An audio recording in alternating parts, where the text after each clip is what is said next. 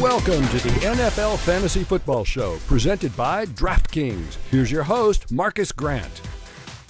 What is up? Welcome to another edition of the NFL Fantasy Football Show presented by DraftKings. It's me, your man MG Marcas Grant, still masking and socially distancing when and where necessary, and we have made it almost all the way through Week 9. There's still one more game to be played tonight. We will talk about that a little bit later on in this show. Of course, Kimmi Chex will join us as she always does on a Monday. We'll go through some of the waiver wire options out there for you. And we're going to look at a trio of young quarterbacks who played on Sunday and kind of get the pulse of where we think they're headed for the rest of the season. So we've got all that and plenty more. But before we do any of that, we'll talk to our faithful producer, Senior Edward L. Murphy, Esquire. And Murph, the Fighting Irish, huge win for them over the weekend. That was exciting. It's a pretty good weekend for me. First time in a while. Yeah, I mean, that game, it was such a good win. I was like emotional because usually my team just blow those games, like the close ones, like, you gave your best effort and you lost somehow. And I mean, that was just like when Ian Book fumbled in the end zone, I was like, oh, this is the end of the game. And then just to win dramatic fashion in overtime, and credit to DJ on Clemson. I mean, like, true freshman, he was as good as could be. Really no gap between him and how Trevor Lawrence has been playing. Notre Dame won strictly because they stopped their run, and it was absolutely fantastic. And hopefully no hiccups the rest of the way, and just get that team to the ACC title game, and then we'll take it from there. Yeah, well, it could very well be a rematch in the ACC title game. And then you mentioned it was a good weekend. The Giants get a win too, so it was a good weekend all around for you. My DJ Daniel Jones. That's the only team he could beat is Washington. But a lot of positives from that game too. I mean, they have a really good defense, good defensive line, and the Giants' O-line, which has been a problem all season long, stood up for him. I believe he is like the third highest PFF grade from passing within the pocket, which is fantastic news. It's exactly what the Giants need. So, I mean, yeah, just too good of a weekend for me. So I gotta like lock myself in my room and just make sure like nothing bad happens to me today. Absolutely. Enjoy your victory Monday, because I'm sure it was certainly well worth the wait. All right.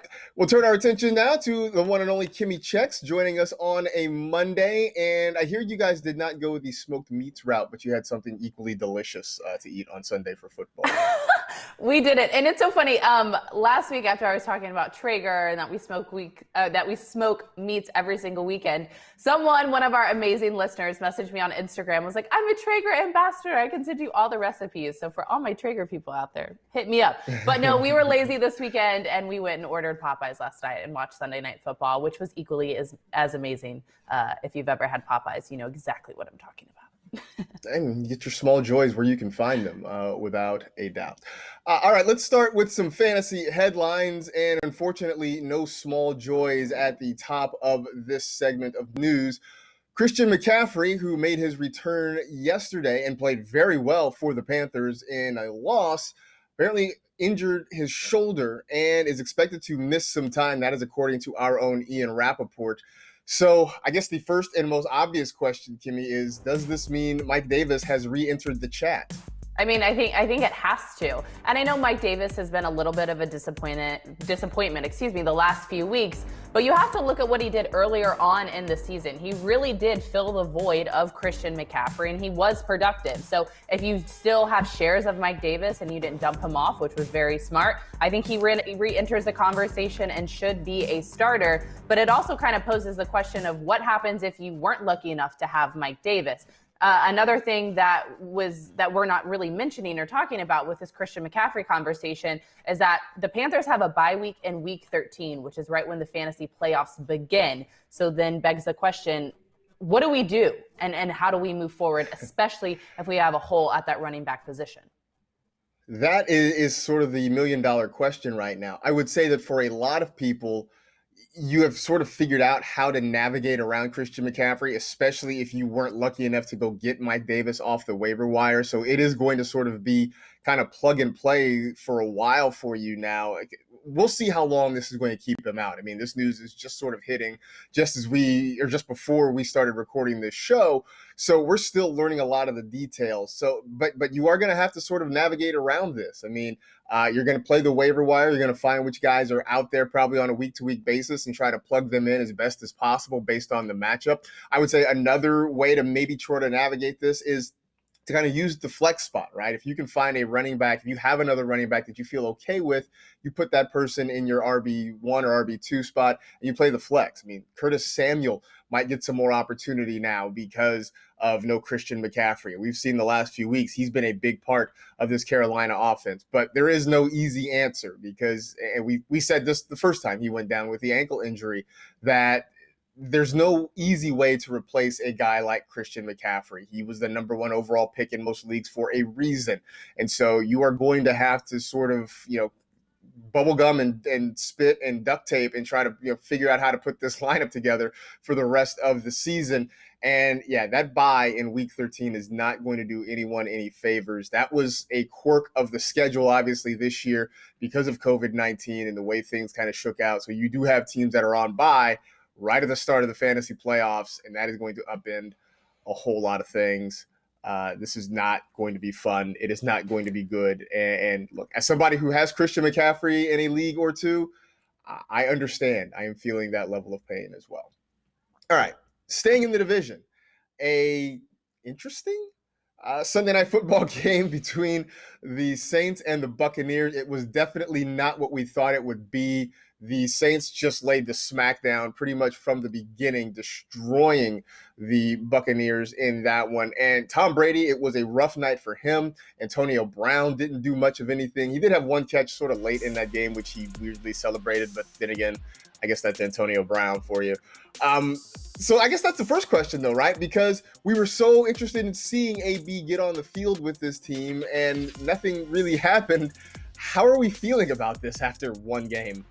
I mean, yeah, small sample size. Let's just start with how do we feel about this after one game? And obviously this wasn't even the game to really get a good example of what Tom Brady and Antonio Brown can do on the football field, because the Saints completely shut them down. You see it right here on the topic bar. Antonio Brown had 5 targets, 3 receptions, 31 yards. He finished with 6 fantasy points. I think I had a higher projection for him, but you have to look at Tom Brady and the fact that they just didn't pass the ball well at all. The Saints secondary was targeting Antonio Brown really, really heavily, so I think that's why he wasn't involved in the passing game. I don't quite know what this means moving forward. You have to look at their schedule from here on out. Next up, they play the Jets, then they take on the Chiefs, the Cowboys, the Falcons, and then they're on a bye. So I really don't know what to do about this. I think Antonio Brown is a flex play at best, because what we've seen the last few weeks is that Tom Brady really likes to spread the ball to multiple receiving options. Antonio Brown now will be one of those, but I don't expect him to have the continual bulk of targets. The possibility of Antonio Brown not having a great game was always in the range of outcomes. I mean, I feel like all of us, and you included, Kimmi, said if you're playing Antonio Brown, it is a little bit of a YOLO play, because we had no idea exactly what was going to happen. I mean, Bruce Arians made the point he could play 10 snaps, he could play 30 to 40 snaps. We just don't know. We hoped that maybe Tom Brady would sort of try to force the issue a little bit to get the ball into Antonio Brown's hands, but that just wasn't the case. And so we all sort of knew that this was a possibility. And look, if you went out and you invested some free agent capital, whether it was a waiver wire priority, whether it was some of your fab budget, whatever it was, you knew that this was potentially going to happen, but you're also not going to just abandon ship after one game. And you mentioned some of the games that are coming up. I mean, the Jets are coming up. That potentially is a get-right game for this offense. So we still, I think, need to sort of see how AB fits in alongside Chris Godwin, alongside Mike Evans, who, again, that offense didn't do much as a whole, so it's not like you had any real individual standout performances there. So we still are trying to figure out how this group is all going to work together. So maybe we just, we try again next week and we see again next week what's going to happen. As for Tom Brady, what do we do with him next week? I mean, we were sort of saying he was a matchup-based starter. They've got some games coming up. The Carolina Panthers, for instance, on the schedule, who have been tough on quarterbacks. Is he still just kind of a matchup-based guy right now? I mean, he absolutely is. And speaking of this Panthers game, they are 10th best against quarterbacks this season. So I've been saying that Tom Brady was a streaming quarterback this entire season. And actually, I have full confidence saying I'm going to sit him next week. I understand that he's kind of a boom or bust guy. He has these games where he does absolutely nothing, like last night. And then he has other games where he goes out and throws 5 touchdowns and has like 35 fantasy points. For me, it's just way too much of a risky play. And I do have some other quarterback options and some guys who are probably available on the waiver wire that we're going to chat later on in the show, who I think just have a lot more better consistency. So Tom Brady, he's a fade for me, especially next week against the Panthers. But then, like we said, things could look up against the New York Jets. But can I say one thing? Can I say one thing? Yes, please. I'm just really happy that Tom Brady shook Drew Brees' hand. That's all.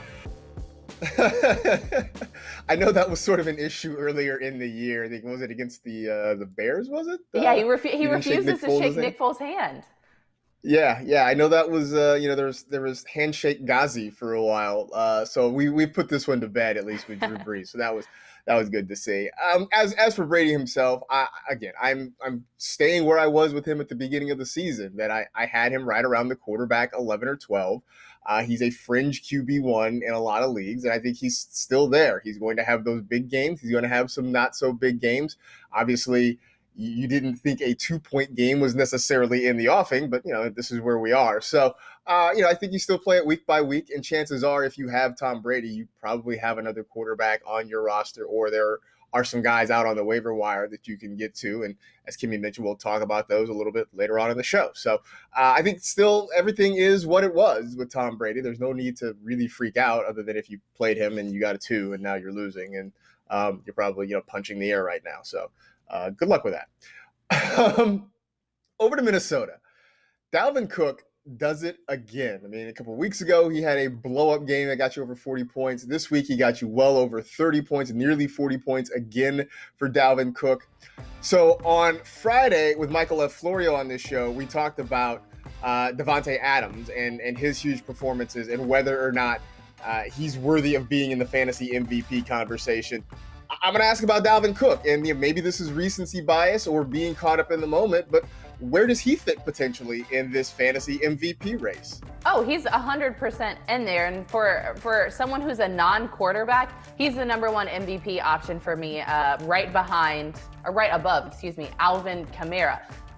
I understand that you're saying, oh, maybe this was just the last few weeks where he put up over 40 fantasy points and now he put up 39 fantasy points, whatever it may be. But guys, his lowest scoring fantasy point game this season was 17 fantasy points. The consistency has been there all along. I mean, you see this team, they're a very run-heavy team, even though they're very good, Kirk Cousins is, with a good deep ball threat, especially with Adam Thielen. They understand where their strengths are, and their strengths are in Dalvin Cook. He rushed the ball 22 times for 206 yards and 2 touchdowns against the Lions. He's dynamic. He's involved in the passing game and the run game. He also had 2 receptions for 46 yards. You have to understand that this guy is in MVP-like form, and he is a fantasy MVP for sure if you're lucky enough to have him on your squad. He right now is the RB2, just about 10 points behind Alvin Kamara. And that's having missed a game because of injuries. So maybe something happens and he doesn't score 10 points in that one game he played. It was against the Falcons, but so chances are he probably does. So he very well could be your RB1 right now. He's scored a touchdown in every game he's played. He's had multiple touchdowns in 4 of the games he's played. I'm not going to necessarily crown him MVP, but I think you put him, you put Alvin Kamara, you put Davante Adams, those 3 guys on that name, those names on my board over my shoulder here. You put them all in the race right now for the fantasy MVP. And who knows, maybe when it's all said and done, it ends up being a quarterback. It ends up being, Russell Wilson or Josh Allen or Patrick Mahomes or somebody like that. But I think that all 3 of those guys are very much in the conversation. And I know that, last week when we tweeted out the video about Davante Adams, a couple people were like, well, he was a first-round pick, LOL. I'm like, I don't know why that's disqualifying. Like, I don't understand that being – I mean, look, Christian McCaffrey a couple years ago or last year was a fantasy MVP. He was a high first-round pick. So I don't think where you draft somebody is necessarily disqualifying of them being an MVP candidate if they are playing well enough to be an MVP candidate. Speaking of which, Lamar Jackson was a fantasy MVP, certainly in his time. He was also an NFL MVP, but so far Lamar has been kind of meh. And it was again sort of on display on Sunday. Admittedly, it was against a good Colts defense, but just 18 fantasy points. And we haven't had the huge Lamar Jackson blow-up game that we were expecting. So I just have to ask, are we at a point where is he still an every week automatic plug him into your lineup starter? I mean, come on. Yes, of course he is, because you have to look at the upside. He rushes the ball. That's part of the reason why he got to his MVP status last year, both in fantasy and in real terms of the NFL. I understand that he's not been playing and throwing the ball the same way that we saw last season, but you just saw him run into the end zone. He has that huge upside. So I understand that he's not completely blown up in 1 week this season, but he just scored his third rushing touchdown on the season this week. And he also completed 19 of 23 passes. He's a good quarterback. He just may not be the fantasy MVP this year, and that's fine. Yes, you are absolutely right. And I think, but I do think there are going to be people who are sort of freaking out a little bit. I mean, he hasn't had a 30-point game yet this year. He's only had 3 games where he's thrown for more than 200 yards. He hasn't had 250 yards since week 1, and he's not running generally as much as he was last year. There are definitely some things about this Ravens offense that are different. But, and Adam Rank pointed this out last week, at least before the game, that he was the QB 10. I think he is at the moment sitting at QB 11, but he is still a QB 1 in most leagues. And you're right, that rushing floor is going to keep him propped up. It is going to be the reason that you can't really fade him in any given week. I know for people who like to wait on a quarterback, this will be the cautionary tale, right, of why you don't necessarily reach early for quarterbacks, to which point I'll look back and I'll say, Patrick Mahomes.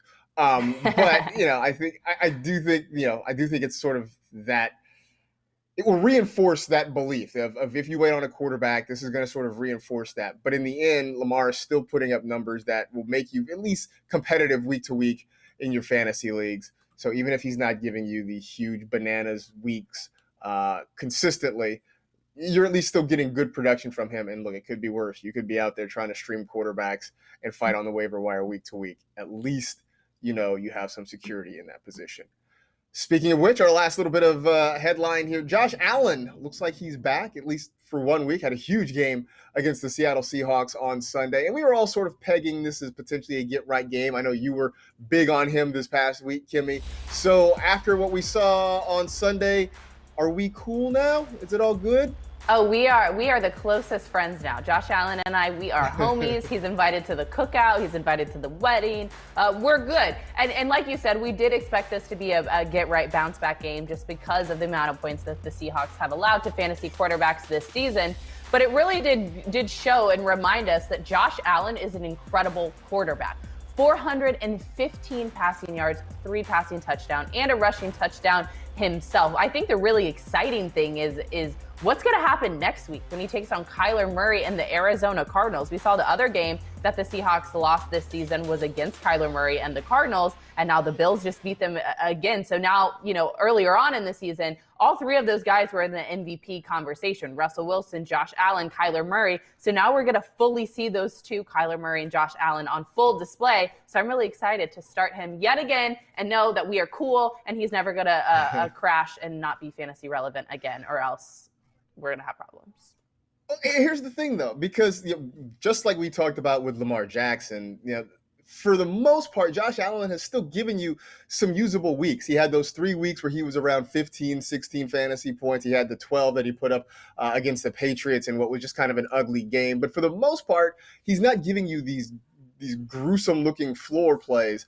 And I think that's sort of the reason that you kind of kept going back to him, because you felt like at some point it was going to turn again, that it was going to come back the right way. And like Lamar Jackson, he still gives you a semi-safe rushing floor. We know that he will get some work down near the goal line, although Zach Moss seems to be sliding into some of that a little bit. But there's still reason to kind of believe that Josh Allen is going to rebound. I mean, this is a guy that, for as much as he sort of gets maligned, I mean, he's been a top 10, top 12 fantasy quarterback each of the last couple of years, and now he has more weapons to work with. So Yeah, I think we're good with Josh Allen. So hopefully this gets him back to where he was the first couple weeks of the season. All right, so those are the guys that we are, for the most part, okay with. Now, a little new segment we're calling I'm Salty. We're going to talk about some guys that kind of left you wanting something, got you a little bit heated over the weekend. And the first one, Kimmi, Nuke Hopkins. I know the Dolphins have been playing better, but we figure Nuke is Nuke, right? Well, maybe Xavier Howard kind of trumps that because we didn't get much out of DeAndre Hopkins at all this week. Right, this was his least productive game of the entire season, and it was a tough one for me because when we were on NFL Fantasy Live earlier this week, I said Kyler Murray and DeAndre Hopkins, this could be the number one stack of the week. It's a great matchup. They're going to go out and ball out. But then we only saw that he had 3 targets and 3 receptions, so at least he caught every target that went his way. But he ended with 6 fantasy points, and I really do think that this is, just a consequence of that really good defense and that secondary who was all over him the entire time. I think he's going to completely bounce back. I was just talking about Josh Allen. Nuke and Kyler Murray take on the Buffalo Bills next week, and that's a really good matchup at the wide receiver position. So I think things are good, but this was kind of a head scratcher and a tough one. But again, in fantasy football, you're going to have these situations where guys who are still very, very, very good football players have off games, and a lot of that could be because of the game script or because of a really tough matchup. So don't hit the panic button. It was just kind of an off week. That, I think, is the biggest takeaway. It just was a bad week. And give credit to Xavier Howard, who did a good job of locking down on DeAndre Hopkins. That might be a lesson to learn going forward, though, if your opponent or your wide receiver is playing against the Dolphins. Will they match up with Howard, and what is that going to do potentially for them? I mean, that's next week. It's the Chargers. I mean, does that mean we should be a little concerned about Keenan Allen or Mike Williams? I mean, we will sort of kind of gauge that as the week goes along. But I don't think you worry about Nuke Hopkins. But, you have a right to be a little bit salty about it after what happened on Sunday. James Conner had what looked like a dream matchup against the Dallas Cowboys. The Cowboys defense had been miserable all year long. I mean, most people were sort of pegging this to be a Steelers blowout. It was far from it. In fact, Pittsburgh had to struggle to eventually get the win. But James Conner got you, I think, 20 whole yards on 11 touches. It wasn't pretty. You got to be really salty if you started Conner this week. You got to be salty because when we did fantasy game day on Sunday, we're like, we want every single part of the Steelers offense. They're going to blow up the Cowboys. And then this happened. And you're like, what is going on? Thankfully, at least Juju had a kind of bounce back, get right week. But James Conner, I really do think this is a situation where the game script just wasn't there because like you said, we were expecting for this to be a Steelers blowout and then them run the ball a ton to kind of give Big Ben and his shoulder a little bit of a break. But that didn't happen. And the Steelers actually played from behind the first half of the football game, meaning that once we hit the second half, Big Ben was in catch-up mode and they had to throw the ball a lot more. So James Conner just wasn't involved in the run game whatsoever. Again, don't hit the panic button. This was just an off week altogether. But I am salty. I'm full-on salty. Come on, bro. This game did not go, as you mentioned, the way we expected. I think in all of our heads, the way we scripted this out was the Steelers go out, they throw the football early, Juju and Deontay and Chase Claypool, they get theirs early on. And then in the second half, with a big lead and cruising, it's James Conner time and he gets to eat. Well, the problem is the first half, everything was just sort of stunted, right? I mean, just nothing happened for the Steelers offense. And so then in the second half, they did what we thought they would do in the first half, which is to throw the football, get all their receivers involved, and then score a whole lot of points. So, yeah, this did not go the way we thought. It kind of went sideways there. James Conner, I think, is still sort of a fringe RB1, more of an RB2 potentially. It just didn't happen this week, and you're not happy. You're a little bit salted. You're a little bit seasoned after this one. All right, last one. Corey Davis. And look, on paper, we knew the matchup against the Bears was going to be difficult. So I wasn't necessarily expecting a huge blow-up game from Corey Davis. But, Kimmi, I didn't think that he would have the same number of catches as you and I combined. I didn't see that one coming at all. Just a big fat donut from Corey Davis on 3 targets. This gives you, I think, a lot of right to be salty. Oh, 100%. But I was smart and started A.J. Brown instead. So I'm feeling pretty happy today. But yeah, this was salty. Again, I think this was game script, right? Ryan Tannehill, he only threw 21 passes, meaning that he only was able to get Jonnu Smith and A.J. Brown involved and give them decent stat lines. Now, though this is a little bit of a salt-based situation where we're upset at Corey Davis and we're taking it personally, he has either had a touchdown or 100 receiving yards in 4 of his last 7 games this season. And I think next week it's another tough matchup against the Colts. So I would again temper expectations, but I don't think he'll put up a big old donut yet again. Yeah, you got to think he's not going to put up a goose egg next week. And I will tell you that I sat A.J. Brown. Oh, Marcas, no. Yeah, I got a decent performance. It was not an A.J. Brown type performance, but I got an okay performance out of it instead. But yeah, I really was sort of spooked by that Bears matchup. And I still believe in the Corey Davis, the redemption season, if you will, the breakout season. He's on his Devontae Parker right now, so I still think it's going to happen, and I'm still pretty confident in him, but I was not expecting what we saw from him or I guess what we didn't see from him, because we didn't really see much of him at all on Sunday there. All right. Today's show is sponsored by DraftKings, a leader in one-day fantasy sports. DraftKings has millions of dollars in total prizes up for grabs this week, so download the DraftKings app now. Use code team during sign up and start feeling the sweat like never before. Eligibility restrictions apply. See DraftKings.com for details. When it come back, we're going to do the quarterback confidence meter, looking at 3 young signal callers and feeling how we feel about them going forward. It's the NFL Fantasy Football Show presented by DraftKings.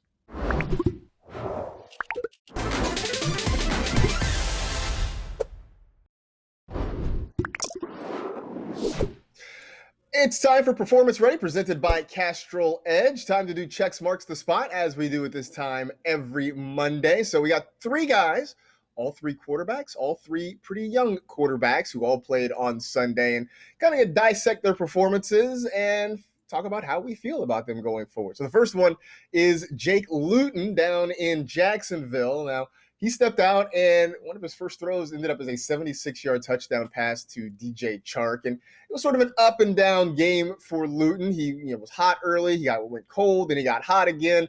The Jaguars ended up losing, but Luton certainly was not the issue, or not necessarily the main reason that they didn't beat the Houston Texans. You see that there, 304 passing yards, a touchdown, also had a rushing touchdown. Now, Kimmi, Gardner Minshew is not completely out of the mix. He's still rehabbing an injured thumb, but with what you saw from Jake Luton, how do you feel about him? What's your confidence level in him continuing to perform well if he gets the chance? A 21 fantasy point debut is not bad. And getting DJ Chark back to relevancy. He sat on my bench, and I just watched all of those points accumulate because we were like, oh no, he's not going to be good. And then Jake Luton makes him relevant again.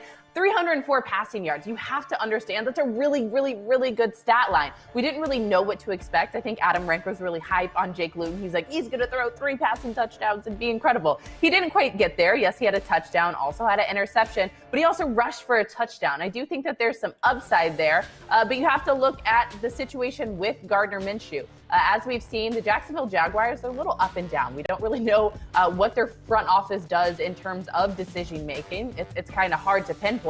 But I do think from here on out, Jake Luton is going to presumably start at least the next few weeks. Next week, he has a really tough matchup against the Green Bay Packers, who are 8th toughest on quarterbacks. So I don't know if I'm going to go out and start him and stream him right away, but he's only rostered in 0.2% of NFL.com leagues. So he's available if you really do need some help. If you guys here, come to me, hit me on camera. I'm going to show you this. I'm going to show you my confidence meter. Okay, so here's 0. This is like, meh, meh, meh. Okay, this is 100. I think I'm like here on Luton. Maybe right there. Wow. All right. There. That's not I feel bad. like I'm a cheerleader again. I'm like doing like my drill. That's not. So yeah, it's not bad. It's not bad. I thought he had a fine debut. You mentioned the 0.2% rostered on NFL.com. Methinks that happened between Sunday night and Monday morning. Methinks that people went and saw what he did and went and said, hey, maybe we should just add this guy just in case. I will say the things that are working against. Let me just say the things that worked for him. I mean, he went out there and obviously showed no fear. Was not afraid to throw the ball downfield and get his best receiver involved. That's definitely a positive. He really tried to bring the Jaguars all the way back. They just couldn't get a 2-point conversion, and that was sort of the difference between them losing that game and tying it and possibly sending it to overtime. That was good. what's working against him is, one, as you mentioned, Gardner Minshew hasn't completely lost the job yet. He's still dealing with an injury, and I think when he's healthy, he's still going to have a claim to be the starter there. The other part is also what you mentioned is the schedule. It's the Packers this week. It's the Steelers the week after that. So, the combination of the schedule not being one that makes you want to start him and the fact that the incumbent quarterback is likely going to come back means that I loved what I saw out of Jake Luton. I love the fact that he made DJ Chark relevant and James Robinson could still go out and get his touches as well. I think there are too many factors working, unfortunately, against Jake Luton as being a thing long-term in Jacksonville. But hey, man, Pac-12 after dark, getting its shine, going from Washington State to Oregon State, man, we're getting some Pac-12 love down there in Duval County, and I, for one, dig it. All right, staying in the state of Florida, Tua Tagovailoa. I mean, I guess he played that game in Arizona, but he plays for the Miami Dolphins, and last week against the Rams, they didn't need him to do a whole lot because the defense played really well. On Sunday, they needed a little bit more out of him, and he responded in a big way. He spread the football around. He made plays. He ran the ball fairly effectively when he needed to. I got to think that, considering how confident you were about Jake Luton, you got to be super confident in Tua now. Oh, I'm hype on Tua. And I think this was also just a really fun game because you think about him and Kyler Murray playing against each other in college. You think about the Heisman race. So I kind of went in thinking that Tua was going to ball out and he was going to shine. And that he did. Now, this is an impressive stat. He completed 71% of his throws and averaged 8.9 yards per attempt. He was really, really, really good. Finished with over 21 fantasy points, 14th amongst fantasy quarterbacks. And he also finished just shy of leading the team in rushing yards. Because of that, I have full confidence in Tua from here on out. He's a guy who is probably available out on the waiver wire in most leagues, and they have a favorable schedule. Next up, they take on the Chargers, then the Broncos, then the Jets, and then the Bengals. If you look at all those teams and their defenses, they're giving up points to the quarterback position. He has a high upside because that he also rushes the ball. He has a good arm. He can throw the ball. So confidence meter time. Are we ready? Boom. Luton was like there. Tua, you're all the way over here. Yeah. I'm feeling you, bro. I am incredibly confident in Tua, and you see why, all the jokes about tank for Tua were going on a couple years ago, and you see why the Dolphins were super excited about him. And, for where we were maybe a few weeks ago when we were sort of hand-wringing over why would the Dolphins make the change at quarterback now? Why would they go away from Ryan Fitzpatrick? Now you're seeing why Miami made the change. I mean, we love Fitzy. He's fun to watch, but the ceiling with Tua is definitely higher. So I think you got to really be excited about what's coming. You mentioned the matchup against the Chargers, who have been very friendly to quarterbacks over the course of the season. So we'll talk waiver wire stuff in a while, but Tua Tagovailoa is a guy that is going to be very, very popular, I think, on waiver wire, and he's available in a vast majority of NFL.com leagues. Last one up, Garrett Gilbert for the Dallas Cowboys. And look, I know that immediately his performance doesn't necessarily blow you away. I mean, you get 14 and a half fantasy points. That's not really anything to write home about. But I put him in here because he went out and he did that against arguably the league's best defense. I mean, the Cowboys had the Steelers on their heels for most of that game, and Gilbert went out. He was very aggressive. He got Amari Cooper and CeeDee Lamb involved in this one. So, I mean, considering what the result was and who the opponent was, where's your confidence level in Garrett Gilbert? I mean, it's there, and I was rooting for them because, the Steelers are undefeated, so if they lost a game, I'd be fine with it, and I kind of am ready for a Cowboy bounce back and just give them a little bit of faith, but we have to look at what's going to happen now. We talked about this with Jake Luton and Gardner Minshew. The Cowboys are now on a bye, and then they come back in Week 11, and then Andy Dalton re-enters the conversation. So now it becomes a question of what is Mike McCarthy and that coaching staff going to do at the quarterback position? So just because of that, I don't really know where my confidence is. If I had to do the meter, I'm probably like here. So the lowest out of the three guys on this list, because we don't really know what's going to happen from here on out. I think at least with Jake Luton, there's a little bit more confidence that he could play the next few weeks. But in this situation, you really have no idea if they're going to go back to Andy Dalton or if this guy's going to stay in the lineup. I have a feeling that we probably have seen the last of Garrett Gilbert, barring obviously another injury. Not wishing it, but that might be the thing that would have to get him back on the field, because you're right. When Andy Dalton's healthy, he's probably going to come back and take over that job again. So it was a nice 1 week thing from Garrett Gilbert. It was kind of fun to go out there and see him kind of rock the Steelers a little bit. And I know folks that were in survivor pools that took the Steelers were sweating this one out a little bit, because what seemed like a sure thing was not so much of one. It was also nice to see a quarterback get some of his primary weapons involved. It was good to see Amari Cooper and CeeDee Lamb kind of get the ball in their hands again, because we were starting to doubt. We were starting to get a little bit nervous, especially this week. So maybe this can kind of spur good things there. But you're right. We're not going to see them for a couple of weeks. But when we do, it's against the Minnesota Vikings. So maybe there's a chance we can get some of these Cowboys receivers back in our lives. All right. So now you guys get a chance out there to vote on which of these guys you feel the most confident in. Methinks I know where that vote is going to go, but hey, let's just put it out there for the masses anyway. You can go check it out at Kimmi's Twitter page. That's at Kimmi Chex on Twitter. Make your voice heard, and let us know which of these guys you think has the highest ceiling going forward. That was Performance Ready, presented by Castrol Edge. After the break, we will talk some waiver wire picks, because there's some big names that are on buys this week. So we'll try to help you fill some of those roster holes as much as we can when the NFL Fantasy Football Show returns.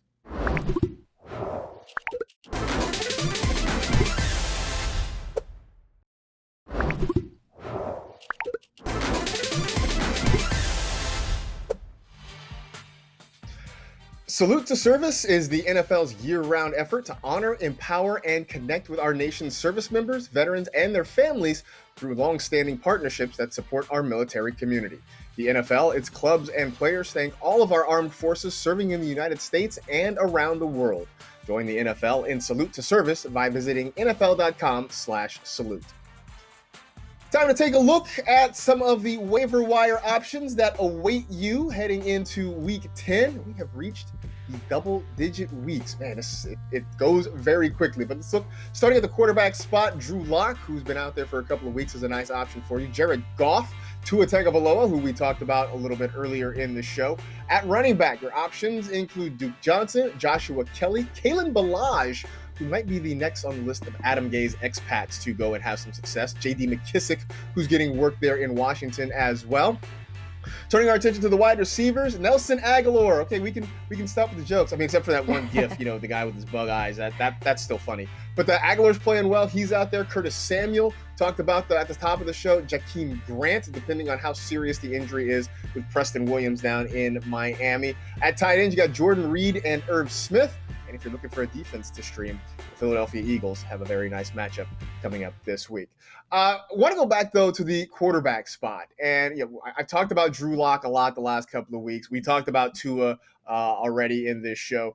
Jared Goff, though, and I know he's sort of been up and down, but he's a guy with a very favorable matchup this week. And at least for 1 week, I think could be a pretty solid streaming option for you.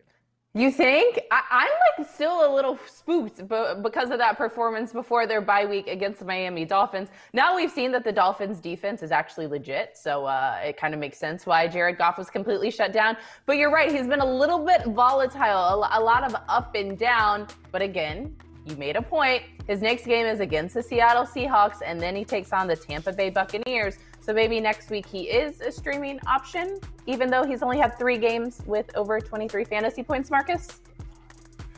I think he's a streaming option because, one, we have seen the Seahawks just are giving up so many yards and so many touchdowns through the air that is sort of reassuring. And combine it with the fact that Seattle doesn't give up much on the ground. And I know that the Rams want to try to run the football, but if they can't, then they're going to have to put the game in Goff's hands. So I still think that your best options for streaming, I think it's some combination of Drew Lock and Tua are your top 2 guys. But if none of those guys are available, if Jared Goff is still hanging around out there and he's available in nearly 55% of NFL.com leagues, then I think you can sort of plug him in there and hope for about 18, 19 points. Because again, look, if you're streaming a quarterback, I think you want to get around 18 to 20 points, and anything more than that, you can consider gravy.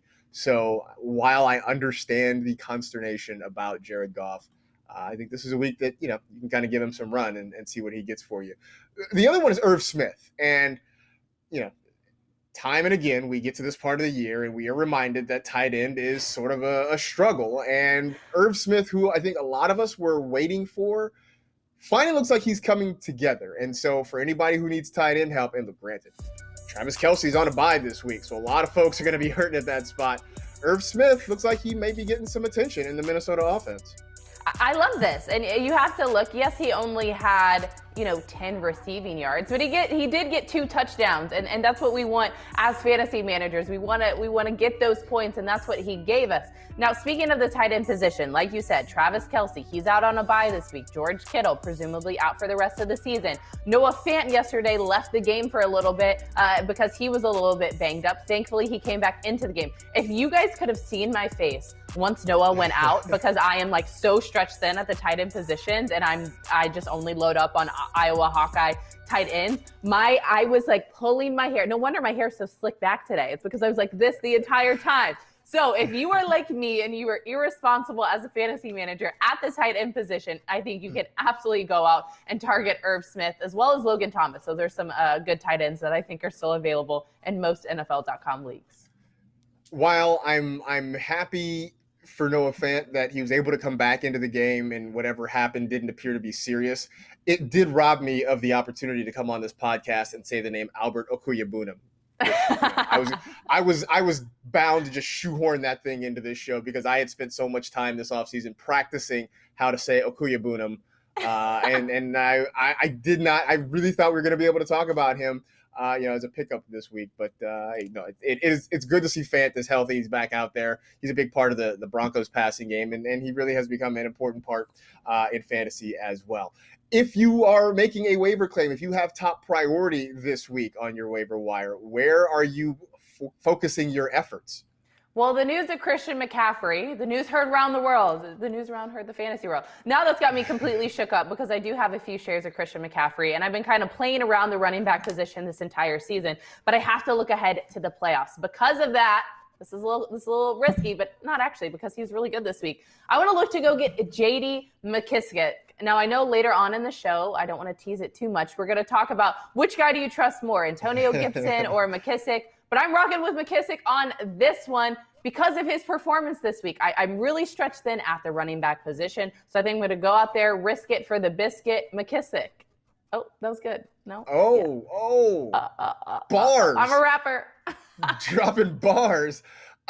J.D. McKissic actually is getting a lot of snaps in Washington. And you're right. We will talk about this in the next segment. Because for this reason, that McKissic's playing a lot. And, it is sort of clouding the situation back there between he and Antonio Gibson. So that definitely makes sense. I'm going to go with Tua because of a couple of the teams that are on a bye. The Chiefs are on a bye. The Falcons are on a bye, which means Patrick Mahomes is not playing. It means that Matt Ryan is not playing for anybody that's rostered him or has been starting him the last few weeks. So I think needing a quarterback is going to be important. I like what Tua brought. I like the fact that he's got the Chargers as a matchup. And I like that he's a guy that potentially has some staying power in a year where we've already seen two of the rookie quarterbacks go out and do well in Joe Burrow and Justin Herbert. Maybe Tua can sort of take that next step as well. So I would try to spend a lot of my energy seeing how I could get him off the waiver wire in spots where he is available. All right, we will hit the break. We'll come back and we will talk about some of these weird running back situations. What do you do in Washington? What do you do in Indianapolis? We'll go through that and more as we come back on the NFL Fantasy Football Show presented by DraftKings.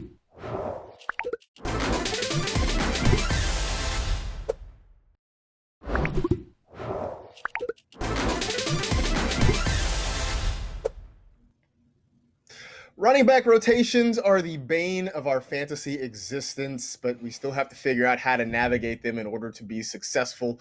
We've talked a lot about the Rams to the point that I think, we either have solved it or we've just given up. So we'll stay away from that one for now. But let's get to one, and we teased it earlier, in Washington, where we have been big on Antonio Gibson all season long, and he's had some really nice weeks in there for Washington and for fantasy. But now, the last couple of weeks, we've seen a lot more J.D. McKissic, and he had a nice game on Sunday against the Giants. and he actually played more snaps than Antonio Gibson. So if you have to plant a flag somewhere in that Washington backfield, are you planting it on the McKissic side or the Gibson side? Understanding that, you talked about picking up McKissic off the waiver wire, but all things being equal, which side are you rocking with? All right, all sides being equal, I'm going to rock with Antonio Gibson, though I do think that J.D. McKissic will still continue to be involved in that run game. Even though he has kind of played more snaps than Gibson the last few weeks, I think Gibson is the number one lead back in that offense, and there's just a little bit more consistency there for me. So I'm going to rock with Gibson, but still try and go get J.D. McKissic out on the waiver wire. I have often said that when it comes to fantasy football and fantasy analysis, we tend to like the shiny new things. And Antonio Gibson is kind of the shiny new thing in the Washington offense. I mean, J.D. McKissic has been playing well, but he's also a guy who's kind of been around the league a little bit. We have seen him. We saw him never really get a full opportunity in Seattle in the past, and he is sort of buried on the depth chart in Washington. And so at some point you start to wonder, well, maybe there's a reason for that. There is a reason that Washington elevated Antonio Gibson, has given him a big role. So I'm with you. I'm gonna go with Gibson on this one and believe that he's going to be the guy to sort of win out. But understanding, like you said, McKissic is still going to hang around. He's not going to disappear because it seemed to be working, having this two-headed attack back there, especially considering the issues they've had at quarterback.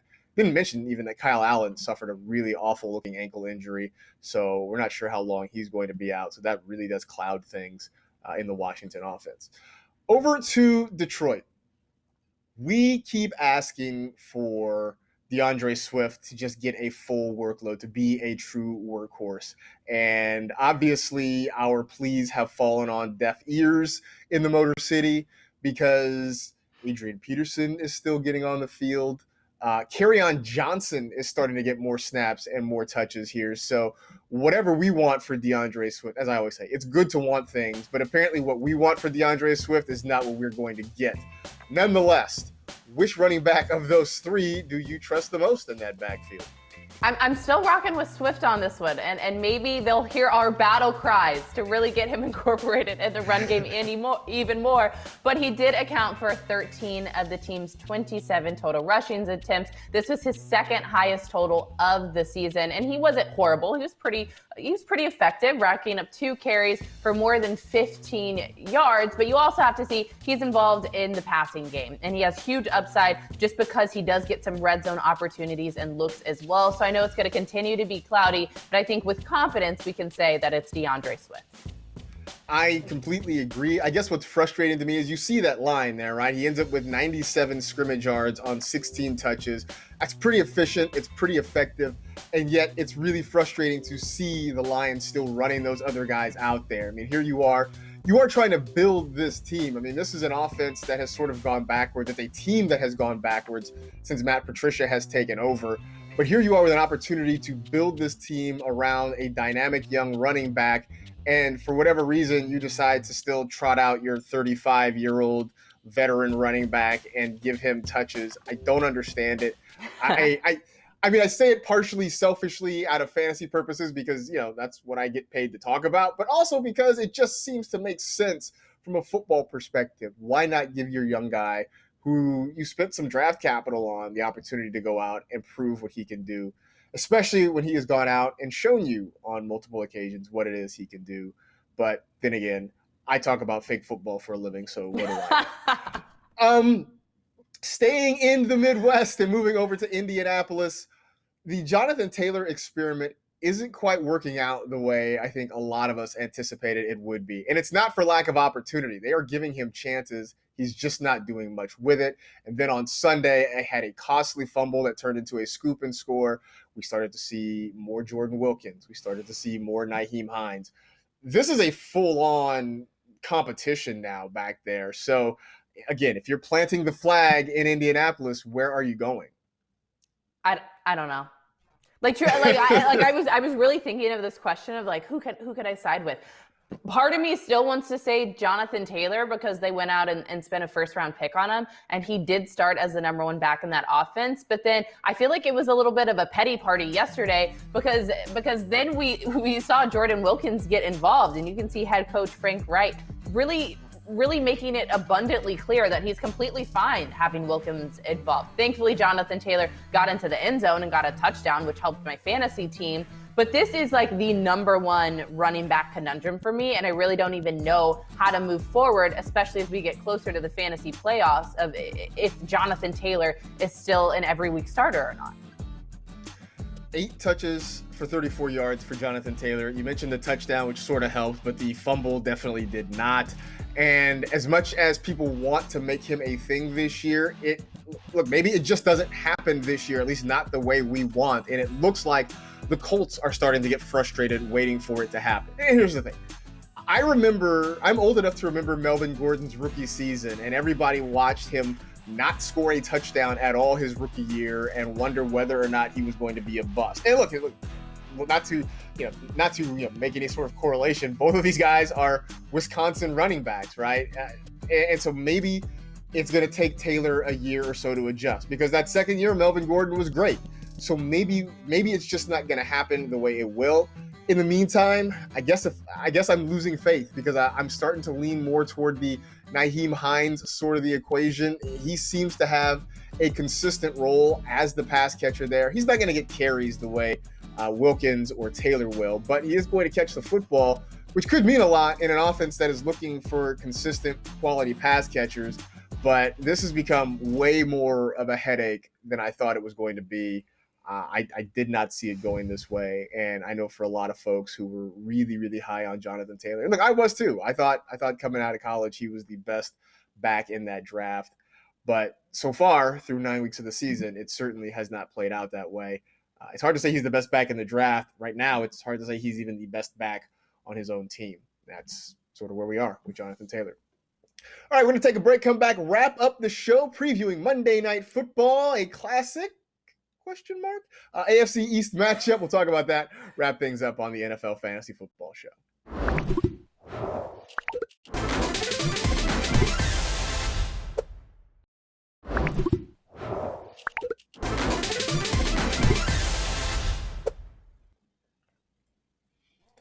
One last game in Week 9. It is a matchup between the Patriots and the Jets on Monday Night Football. And by the way, if you haven't already, you should download the NFL Fantasy app. I mean, even if you are playing elsewhere, download the app, because you can watch games for free through the app. It is fantastic. I do it a lot, especially when I'm off doing dad detail and I can't be in front of the TV. I can pull out the phone. I can keep going with what's happening in the game. So check it out.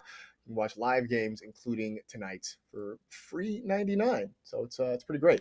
All right, let's talk about this game as well here tonight between the Patriots and the Jets. Once upon a time, this was, I don't want to say it's a rivalry, but it was talked up, right? You had Bill Belichick and Rex Ryan, and Ryan would talk a whole lot of trash, and then the Jets would get thumped, and everybody would have a good laugh, and we'd move on to the next week.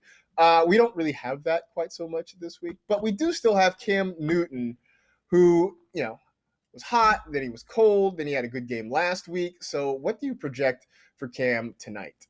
I'm doing like my little Cynthia Freeland, my little projection. I'm projecting 23 fantasy points tonight. I think this is another game where Cam Newton goes out and he can shine. The Jets, obviously not so hot of a football team. Their defense, though, they're allowing the 9th most fantasy points to the quarterback position. Obviously, we know that Cam Newton can run the football quite effectively. So because of that, I think he's going to get 23 fantasy points. And hopefully he'll have a passing touchdown, because he's had 4 consecutive games without one. So hopefully this is the get-right passing touchdown game for Cam Newton.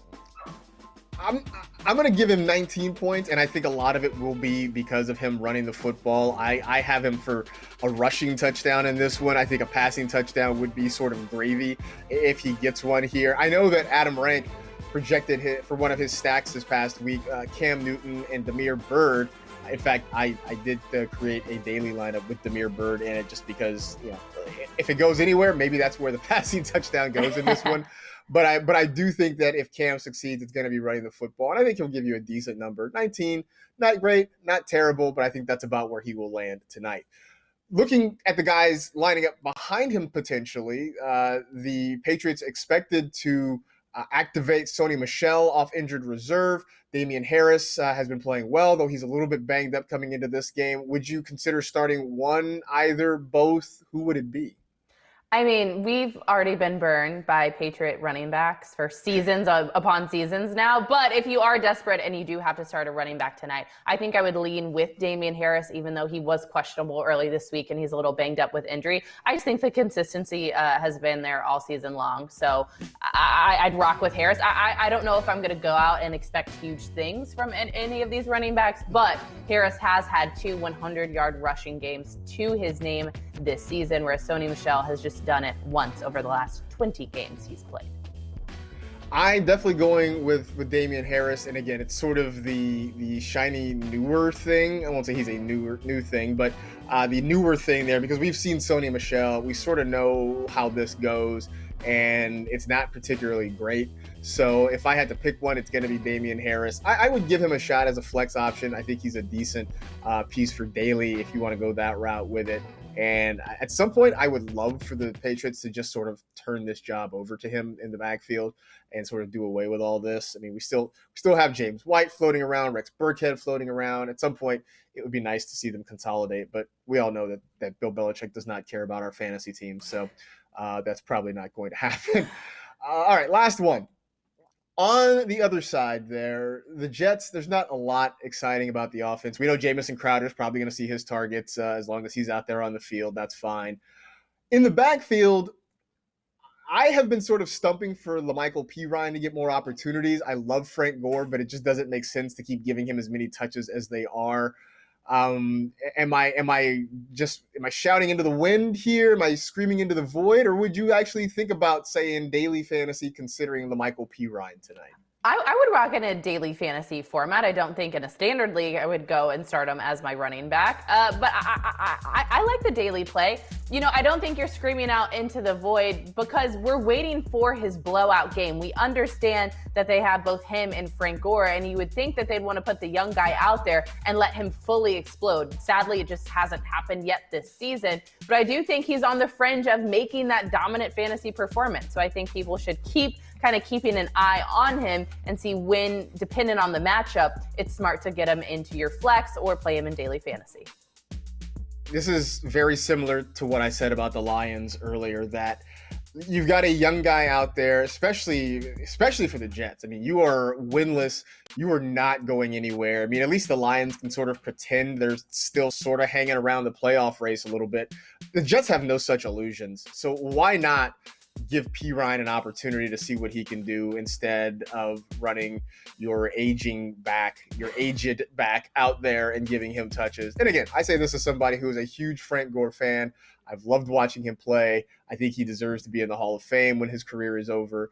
But it just doesn't make sense for a team that's going nowhere to keep banging him into the back of his offensive line. So I'm hoping that we start to see more La'Mical Pirine, and maybe it starts tonight against the Patriots. There you go. That is it. We are done. We appreciate you hanging out with the NFL Fantasy Football Show presented by DraftKings. You know the drill. Tell 2 friends to tell 2 friends. Rate, review, and remember, if you had to choose between eating tacos or being skinny for the rest of your life, would you choose hard or soft tacos?